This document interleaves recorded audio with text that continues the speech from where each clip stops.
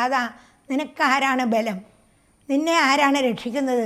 നീ ആരുടെ ബലം കൊണ്ടാണ് നീ ഇങ്ങനെ ഈ ഗുരുക്കന്മാരെ അനുസരിക്കാണ്ടെയും എന്നെ അനുസരിക്കാണ്ട് ഇങ്ങനെ ഭഗവാൻ ഭഗവാൻ ഭഗവാൻ വിഷ്ണു എന്ന് പറഞ്ഞ് നടക്കുന്നത്? നീ ആരുടെ ബലം കൊണ്ടാണ്?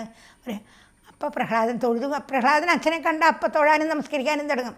തൊഴുതുകൊണ്ട് പറയും, അച്ഛാ ബലം രണ്ടില്ല, ഒരേ ഒരു ബലമേ ഉള്ളൂ, ഭഗവാന്റെ ഒരൊറ്റ ബലം. എന്നെ അച്ഛനോട് ഒരേ ബലമേ ഉള്ളൂ എന്ന് പറയാൻ ആരാ ശക്തനാക്കുന്നത്? ആ ബലം തന്നെയാണ് അച്ഛനോട് നിനക്കാരാ ബലം ചോദിക്കാൻ അച്ഛനെ ശക്തനാക്കുന്നത് ഇതേ ബലം തന്നെയാണ്. രണ്ട് ബലമില്ല, ഒരേ ഒരു ബലമേ ഉള്ളൂ. അച്ഛൻ ഈ ഭഗവാനോട് ഇങ്ങനെ ദേഷ്യം വെച്ചിരിക്കരുത്, നല്ല രീതിയിൽ ഭഗവാനെ ഭജിക്കൂ അച്ഛാ. പിന്നെ അതന്നെയാണ് പറഞ്ഞു കൊടുക്കുന്നത്. അങ്ങനെ പറഞ്ഞു കൊടുത്തപ്പോൾ പറഞ്ഞു, ഈ മരണസമയം അടുത്ത കൂട്ടത്തിൽ ചില പിച്ചിമ്പയും പറയുന്നത് കേട്ടിട്ടുണ്ട്. അതുപോലെ നീ ഇപ്പോൾ പറയുന്നത്, നിന്നെ ഞാൻ എൻ്റെ വാളുകൊണ്ട് വെട്ടിക്കൊല്ലാൻ പോവാണ്. നിന്നെ രക്ഷിക്കാൻ എങ്ങനെ ഒരു ഹരി ഉണ്ടെങ്കിൽ, ഒരു വിഷ്ണു ഉണ്ടെങ്കിൽ, ആ വിഷ്ണു നിന്നെ വന്ന് രക്ഷിക്കട്ടെ, ഞാനൊന്ന് കാണട്ടെ. എവിടെയാണ് നിൻ്റെ ഹരി ഉള്ളത് ചോദിച്ചു. എൻ്റെ ഹരി എല്ലാ ദിക്കിലും ഉണ്ടല്ലോ. എവിടെ? ഈ തൂണിലും ഉണ്ടോ നിൻ്റെ ഹരി ചോദിച്ചു. അപ്പോൾ പറയാം, ഈ തൂണിലും ഉണ്ട്. ഞാൻ കാണുന്നില്ലല്ലോ പറയും അച്ഛൻ. ഞാൻ കാണുന്നുണ്ടല്ലോ പറയും. അപ്പോൾ പ്രഹ്ലാദൻ, ഞാൻ കാണുന്നുണ്ട്, എൻ്റെ ഭഗവാൻ ഈ തൂണിലിരിക്കുന്നുണ്ട്, ഞാൻ കാണുന്നുണ്ട്. അപ്പോൾ ഹിരണ്യകശിപു വിചാരിച്ചു, ഈ തൂണിലെങ്ങനെയാണ് ഭഗവാൻ ഉണ്ടാവുക? അതില്ലാത്തതല്ലേ. അതിവൻ പറയുന്നത് വെറുതെ അല്ലേ. അല്ലാണ്ട് അങ്ങനെ തൂണ് മരങ്ങളോ ഇല്ലെങ്കിൽ വേറെ സാധനങ്ങളോ കൊണ്ടുണ്ടാക്കിയ തൂണല്ലാണ്ട് അതിൽ ഭഗവാൻ ഉണ്ടാവുമോ? എന്നാൽ ഇതൊന്നും കണ്ടിട്ട് തന്നെ ആ വാള് പിടിച്ച കൈ കൊണ്ട് ആ തൂണിലൊരിടി കൊടുത്തു എന്നാണ്. അപ്പോഴേക്കും ലോകം മുഴുവൻ ഞെട്ടിത്തെറിക്കുന്ന വിധത്തിലുള്ള ഒരു അട്ടഹാസം കേട്ടു എന്നാണ്. അട്ടഹാസം കേട്ട് പേടിച്ചിട്ട് നാല് പുറത്തേക്ക് നോക്കി എല്ലാവരും ആ സദസ്സിൽ അവിടെ ഇരിക്കുന്ന വലിയ രാജാവിൻ്റെ സദസ്സല്ലേ, അവിടെ ഇരിക്കുന്ന ആളുകളൊക്കെ ഞെട്ടിത്തെറിച്ച് എല്ലാവരും നാലുപാട് ഓടും.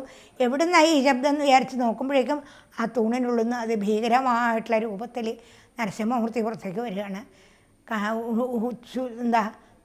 ചുവന്ന് തുറിച്ച കണ്ണുകളും ചോരക്കണ്ണുകളും ഇടുങ്ങിയ കഴുത്തും താടിമീശകളും, പിന്നെ കഴുത്തിന് മേലെ സിംഹം, കഴുത്തിന് താഴെ മനുഷ്യൻ. കഴുത്തിന് താഴോട്ട് കയ്യും കാലും ദേഹമൊക്കെ കണ്ടാൽ നല്ല മനുഷ്യൻ, കഴുത്തിന് മേലോട്ട് കണ്ടാൽ ഭീകരമായിട്ടുള്ള സിംഹത്തിൻ്റെ രൂപം.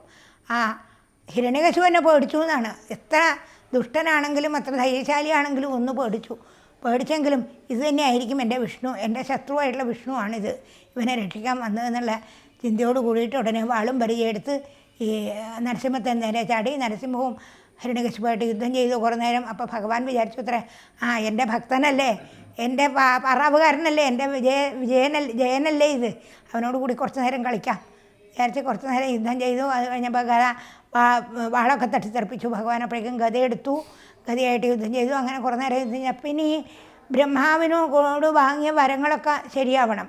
ഇപ്പം നരസിംഹമൂർത്തിയായി മനുഷ്യനും മൃഗമല്ലാത്ത രൂപത്തിൽ വന്നു. ഇനിയിപ്പോൾ രാവും പകലും അല്ലാത്ത സമയത്ത് വേണം. അപ്പോൾ സന്ധ്യാവാൻ കാത്തിരുന്നു. പിന്നെ അകത്തും പുറത്തും അല്ലാണ്ടിരിക്കണം. അപ്പം പടിയുമ്മലിരുന്നു.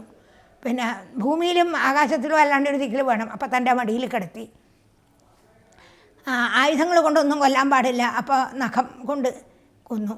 അപ്പോൾ ആയുധങ്ങൾ ജീവനുള്ളത് കൊണ്ടും പാടില്ല, ജീവനില്ലാത്തത് കൊണ്ടും പാടില്ല. അപ്പം നഖത്തിന് ജീവനുണ്ടോ ചോദിച്ചാൽ ജീവനുണ്ട്, അതാണ് വളരുന്നത്. ജീവൻ ഇല്ല എന്ന് പറയാനും പറ്റും, ഇല്ല. മുറിക്കുമ്പോൾ വേദനിക്കുന്നില്ല, അതുകൊണ്ട് ജീവനില്ല. ജീവനുള്ളതാണെങ്കിൽ വേദന ഉണ്ടാവും, അപ്പോൾ വേദനയില്ല. അപ്പോൾ നഖം ജീവനുള്ളതുമാണ്, ഇല്ലാത്തതുമാണ്.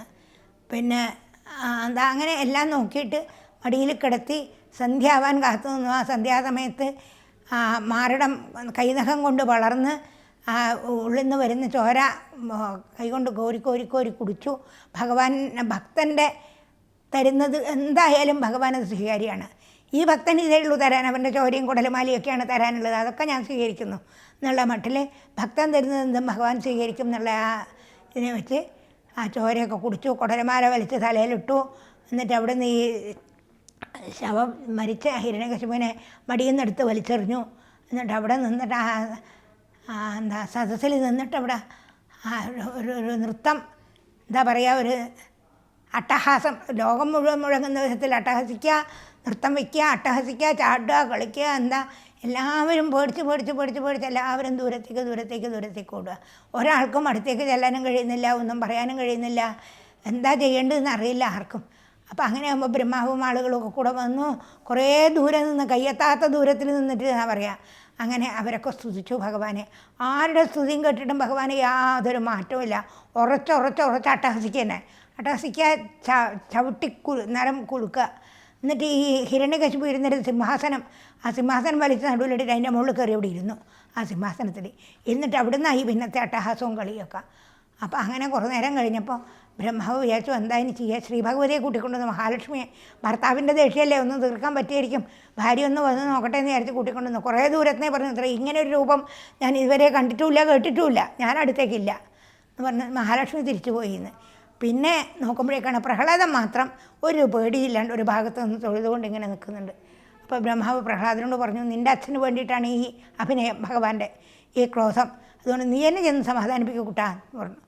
അപ്പോൾ ശരി തഥേതി എന്നാണ് വാക്കങ്ങനെയാണ്, തഥേതി എന്ന് പറഞ്ഞ് അങ്ങനെ ആ നിന്നതിക്കുന്നങ്ങ് നമസ്കരിച്ചു. എന്നിട്ട് പിന്നെയും നമസ്കരിക്കും, എന്നിട്ട് പിന്നെയും നമസ്കരിക്കും, അങ്ങനെ നമസ്കരിച്ച് ഭഗവാന്റെ പാദത്തിൽ ചെന്നങ്ങ് വീണു. പാദത്തിൽ നമസ്കരിച്ചപ്പോൾ പ്രഹ്ലാദൻ്റെ ശിരസ് എപ്പം തൻ്റെ പാദത്തിൽ തൊട്ടുവോ അപ്പം ഭഗവാന്റെ ദേഷ്യം എങ്ങോട്ടാണ് പോയി എന്നറിയില്ല, കണ്ണൊക്കെ ഇങ്ങനെ ഇതായിട്ട് അലിഞ്ഞു, ഭഗവാൻ ദേഷ്യമൊക്കെ മാറി, കണ്ണുനീരൊക്കെ വന്നു ഭഗവാന്. അങ്ങനെ വേഗം പ്രഹ്ലാദനെ വാരിയെടുത്തു, മടിയിൽ വെച്ചു, മൂർധാവിൽ ചുംബിച്ചു, കെട്ടിപ്പിടിച്ചു. അങ്ങനെ ഭഗവാന്റെ ആ ആലിംഗനം അനുഭവിച്ചതോടുകൂടി പ്രഹ്ലാദനും സന്തോഷത്തോടു കൂടി അവിടുന്ന് ഭഗവാന്റെ മടിയിൽ നിന്ന് പതുക്കെ ഇറങ്ങി പിന്നെ